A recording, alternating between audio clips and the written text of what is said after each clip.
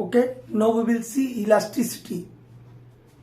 ये देख रहे रबर बैंड, ठीक है, इसके अंदर जो प्रॉपर्टी है वो इलास्टिसिटी का प्रॉपर्टी है, ये इलास्टिक नहीं है, ये तो मटेरियल रबर है।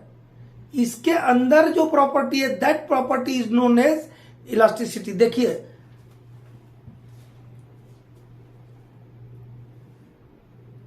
ये एक रबर बैंड है, इसको हम ऐसा खींच रहे हैं, पुल कर रहे हैं, टेंशन दे रहे हैं, तो इसका क्या हुआ, शेप और साइज बढ़ गया। लेकिन हमने जो लोड लगाया था, लोड को छोड़ दिया, तो ये फिर से कैसा हो गया, अपना ओरिजिनल शेप एंड साइज को रिगेन कर लिया। क्या किया, अपने ओरिजिनल शेप एंड साइज को रिगेन कर लिया। तो ये जो मटेरियल की प्रॉपर्टी है, इस प्रॉपर्टी को बोलते हैं इलास्टिसिटी। इलास्टिसिटी, ठीक है। तो ये रबर क्या हुआ, इलास्टिक मटेरियल हुआ। आपका स्टील इलास्टिक मटेरियल है, बट इसको जैसे हम पुल कर दे रहे हैं या कोई मटेरियल को कंप्रेस कर दे रहे हैं, स्टील के रॉड को तो हम नहीं कर पाएंगे, तो उसको किससे करते हैं हम, यूनिवर्सल टेस्टिंग मशीन से।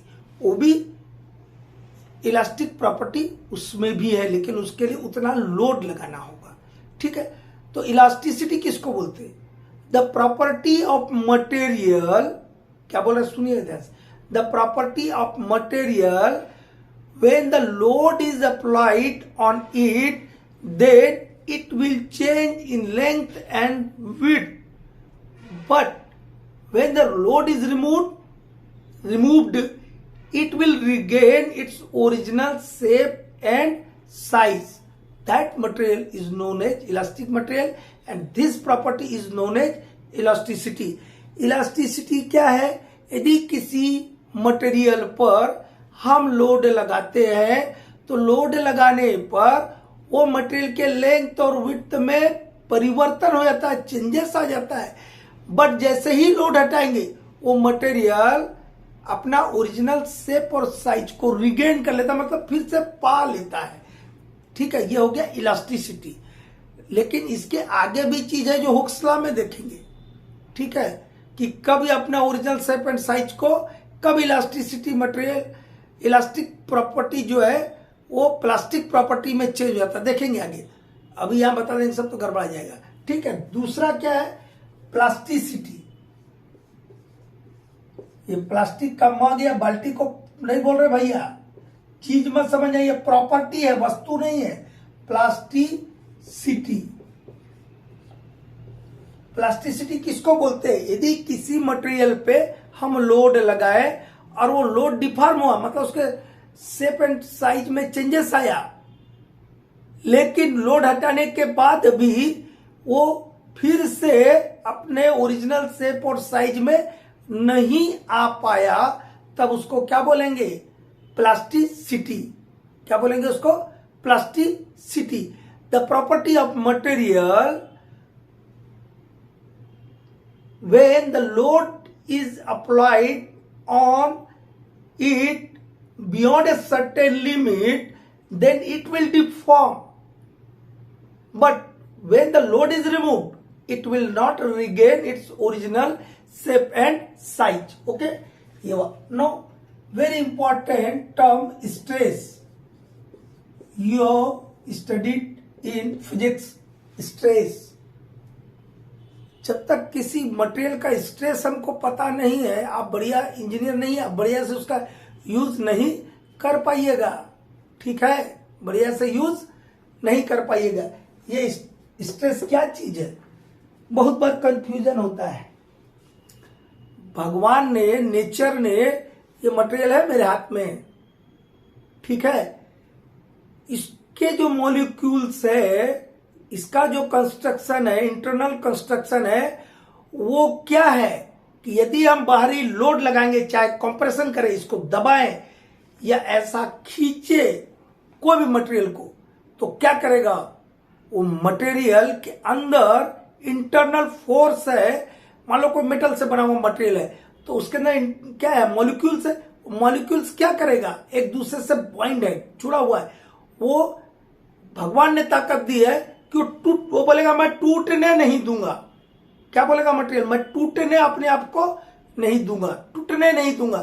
तो ये हम, लेकिन ये एक्टिव कब होता है? अपने आप एक्टिव नहीं हो जाएगा, छेड़ेंगे नहीं तो कुछ नहीं होगा। सोया हुआ शेर है, स्ट्रेस क्या है?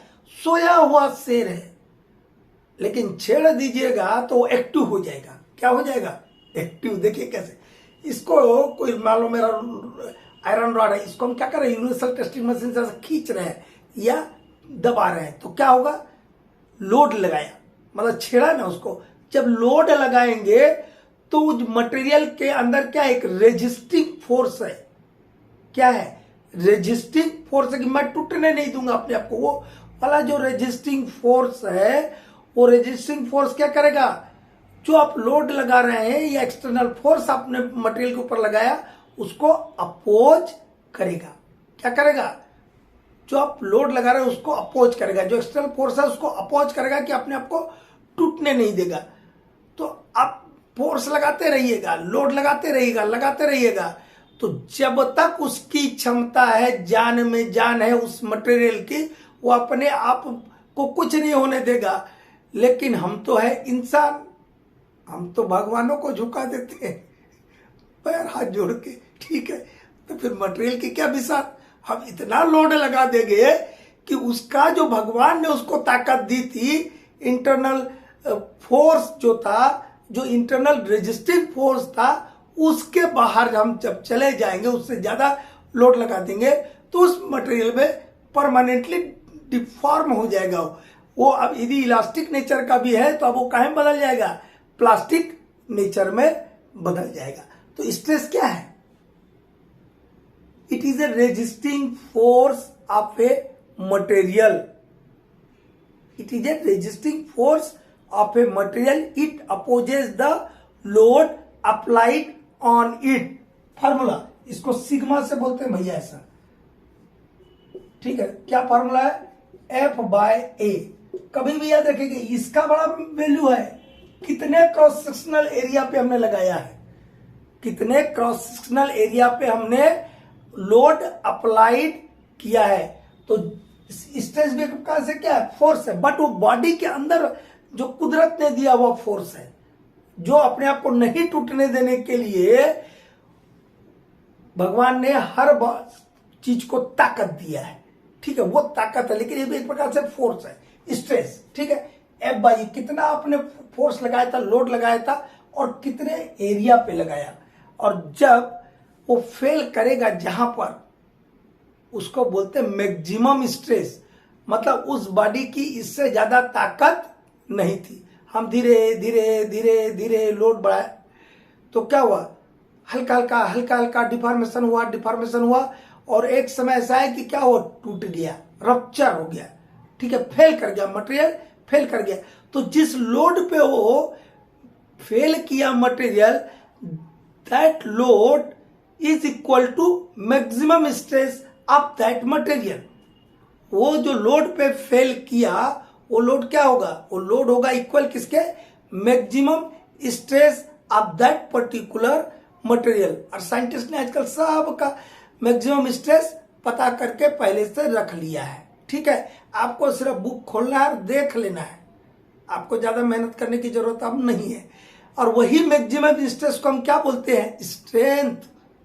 किसी भी मटेरियल का जो मैक्सिमम स्ट्रेस होगा, जिस लोड पे कोई मटेरियल फेल करता है, वो क्या कहलाता है? उसका मैक्सिमम स्ट्रेस या स्ट्रेंथ ऑफ द मटेरियल, ठीक है? कोयला का कितना बताए थे? जहां तक हमको याद है 1320 kg पर सेंटीमीटर स्क्वायर होगा, ठीक है? मतलब उतना लोड लगाएंगे तब क्या होगा? कोयला का जो स्पेसिमेन है वो फेल करेगा, ठीक है? वो आगे देखेंगे। ये स्ट्रेस हुआ। अब क्या आएंगे? स्ट्रेन। काहे में आएंगे हम? स्ट्रेन। ये स्ट्रेन एक प्रकार से क्या है? डिफॉर्मेशन है। स्ट्रेन क्या है? एक प्रकार से डिफॉर्मेशन है। यदि आप किसी बॉडी के ऊपर, किसी मटेरियल के ऊपर लोड लगाते हैं तो क्या बोला था? अब देखिएगा दो रखे हम इसीलिए आपको समझाने के लिए ढूंढ ढांड के, ठीक है।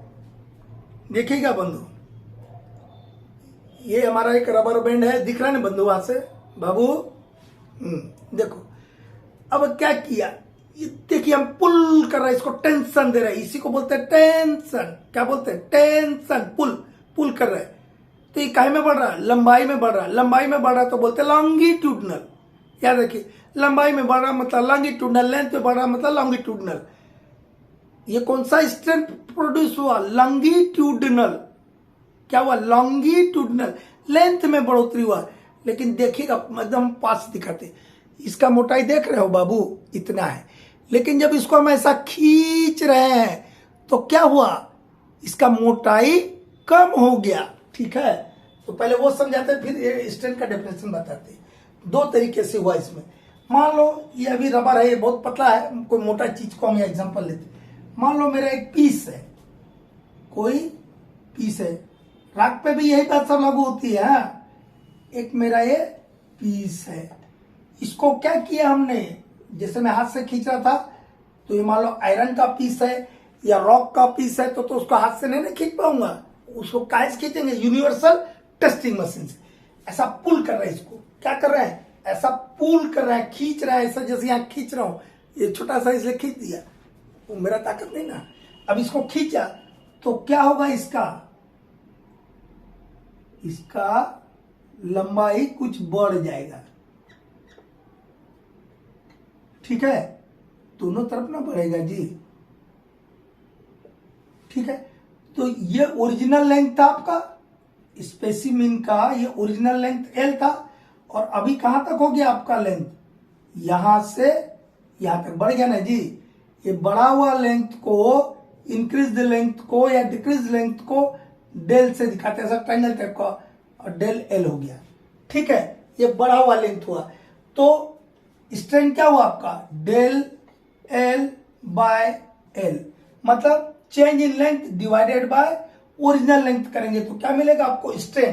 तो स्ट्रेन क्या है? चेंज इन लेंथ और width of a material when load is applied on the material. किसी मटेरियल के ऊपर यदि हम लोड लगाते हैं तो उसके लंबाई में और चौड़ाई में परिवर्तन होता है, चेंज होता है। चेंज इन लेंथ और width of any material on applying load on the material, that is known as strain. मतलब स्ट्रेन में क्या हुआ? डिफॉर्मेशन हुआ। क्या हुआ? ये डिफॉर्मेशन हुआ, ठीक है। इसका स्ट्रेस था, उसने ताकत लगाया कि मुझे नहीं लंबा खींच पाएंगे, लेकिन ये जो मेरे दोनों हाथ थे, उसने क्या किया? उस जो अंदर से इस मटेरियल में जो रेजिस्टिंग फोर्स है उसको ओवरकम करने के लिए मैंने और ताकत लगाई थी, ये बढ़ गया। और ज्यादा लगा दूंगा तो क्या हो गया? टूट गया, ठीक है। टूट गया मतलब उसका मैक्सिमम स्ट्रेस से ज्यादा मैं लोड लगा दिया, तभी ना टूटा, ठीक है। तो दो तरीके से होता है। ये लंबाई में चेंज हुआ तो इसको क्या बोलेंगे? ये वाला जो स्ट्रेन है इसको बोलते हैं लॉन्गिट्यूडिनल स्ट्रेन। Longitudinal strain. कौन सा स्ट्रेन बोला इसको? Longitudinal. Change in length. Longitudinal strain में क्या हुआ? Change in length when load is applied on any material, ठीक है। और सिंपली स्ट्रेन का क्या डिफरेंशन है? चेंज इन लेंथ और width of any material when load is applied on any material, ठीक है। स्ट्रेन हुआ। Strain, there are two types of strain, longitudinal, ठीक है, और एक क्या बताए थे? बता रहे आप, नहीं बताया लगता। ये लॉन्गिट्यूडिनल बता दे, लंबाई में गया, लेंथ में लंबाई बढ़ गया तो लॉन्गिट्यूडिनल हो गया, ठीक है। लेकिन आपको हम बताए थे, देखिए फिर हम पास से दिखा रहे, अभी इतना मोटा है, इसको खींच रहे तो कैसा हो गया? इसका मोटाई कम हो गया। तो हम ये रॉड के माध्यम से समझते हैं। वहां से दिख रहा है ना कैमरा में, ये मेरा रॉड था, इसको पुल किया, टेंशन दिया, कंप्रेस भी कर सकते, ठीक है। हमें एक पुल वाला लेना ताकि जल्दी समझ आए। इसको हमने खींचा तो इसका लंबाई तो बढ़ गया, बढ़ा ना जी, लेकिन ये मोटाई क्या हुआ? उसकी चौड़ाई क्या हुआ? कम हो जाएगा। इसका चौड़ाई जो है यहां हो जाएगा,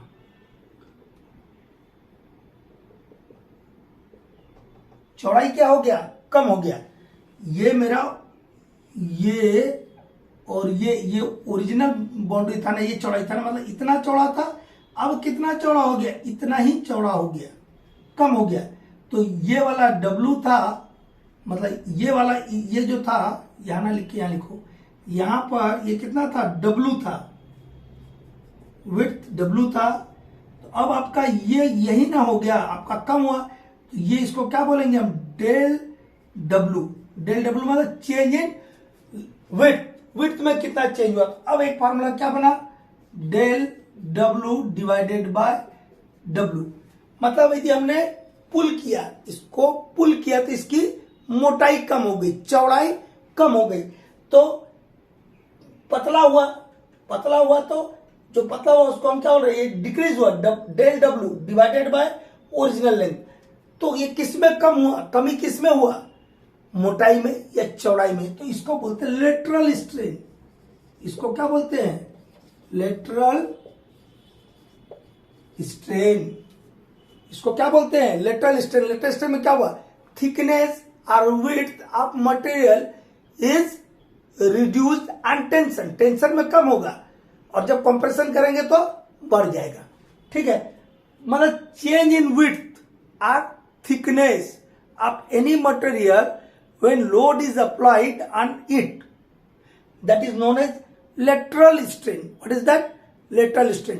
इसके बाद हम देखेंगे पाइजनस रेशियो, मॉडुलस ऑफ इलास्टिसिटी और हुक्स लॉ। एक वीडियो में ज्यादा हो रहा है, 16 मिनट का हो चुका है।